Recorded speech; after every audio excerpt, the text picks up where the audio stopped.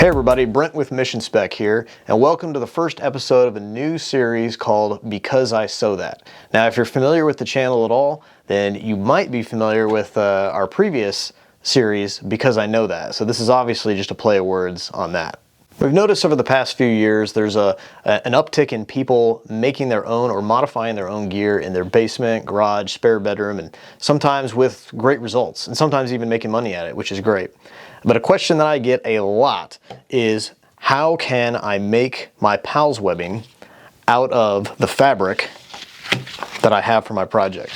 Because sometimes it's not, especially if you have like more of an obscure fabric pattern that you're able to pick up, and you may not be able to find the webbing for it. So let's get into it. The first thing you're going to need to do is cut off a length of fabric from your roll that is the length that you're going to need. So here we have like about 18 inches, but the important part is that it is 4 inches wide. So we're going to end up with 1 inch wide piece of webbing, but you want to start with 4 inches. So get yourself a pin. It can be a regular pin. You don't have to get fancy and get, you know, some kind of crazy mechanical tailor's pencil or something unless you want to.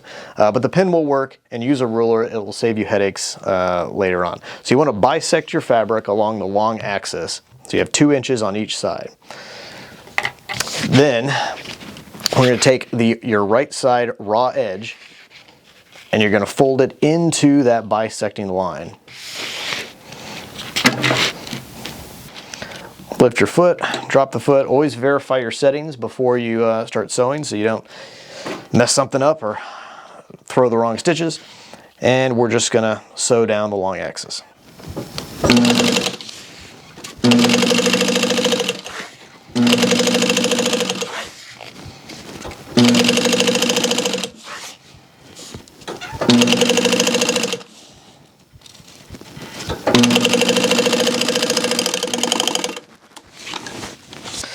All right, so now we have this non-raw edge over here. We still have the raw edge over here, so we're going to flip the work 180 degrees and do the exact same operation, pulling the other raw edge into the one that we just folded over.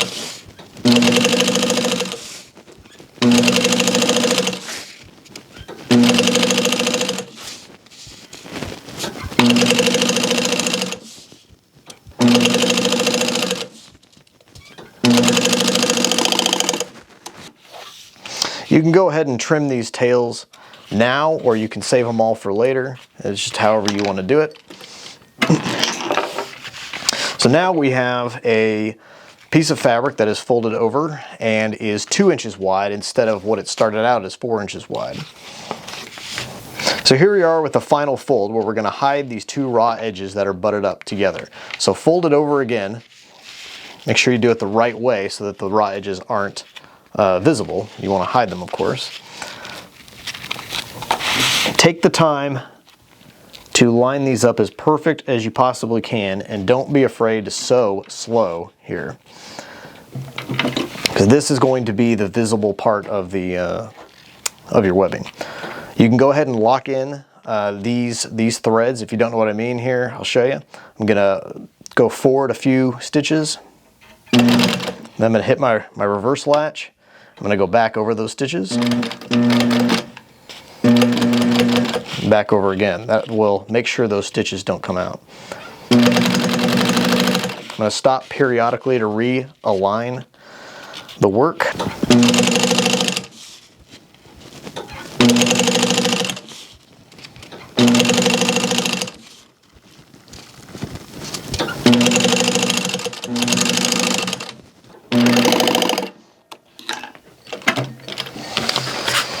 So now we have the fabric that is 1 inch wide. It started out as 4, it's now 1 inch wide, but there's one more step, step 4.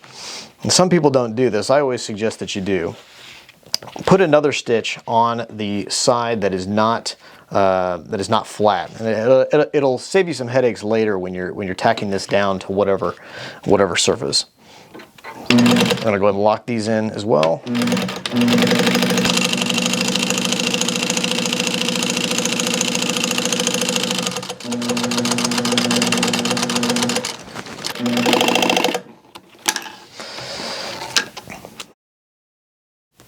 So there you have it.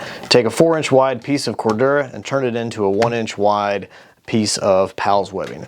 Added benefit is it of course matches perfectly because it's the same fabric.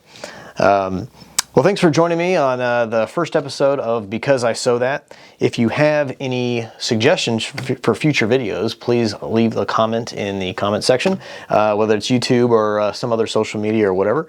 And don't forget to like, subscribe, ring the bell, and all that stuff.